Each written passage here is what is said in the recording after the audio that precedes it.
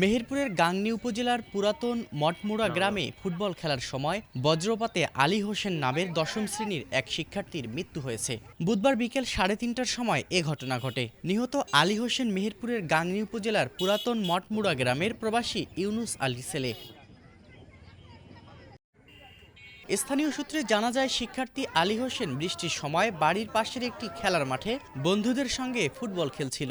এ সময় বৃষ্টির সঙ্গে বজ্রপাত শুরু হয়। এ সময় খেলার মাঠে আলী হোসেন বজ্রপাতের শিকার হলে গুরুতর আহত হন। পরে স্থানীয়রা তাকে উদ্ধার করে স্থানীয় সেন্ট্রাল হাসপাতালে নিলে কর্তব্যরত চিকিৎসক তাকে মৃত ঘোষণা করেন। আমার দুটো গরু মাঠে বাঁধা ছিল, আমি আর আমার মাসি গরু দুটো নিতে আসছি। ওদের বললাম যে তোরা হলে খেলিস নি, ডাক করতে পারি। ওরা আর কয়টা কানাইলো না কানি খেলাই খেললো। এর ভিতরে আমি বাড়ি চলে গেলাম গরু নিয়ে।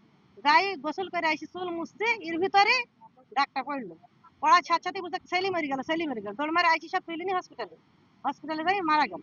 আমরা সবাই এখানে খেলা খেলছি, খেলা খেলতে খেলতে ও আসে এই সাইডে আর আমরা সব ওর পাঁচরে সব আসি। আমরা গেছি, আমি ওই সাইডে আসি যে বাসগাটা যেই পড়িছে, তখন তাকে দেখছি যে এই সাইডে ও আইলের উপর পড়ে আছে।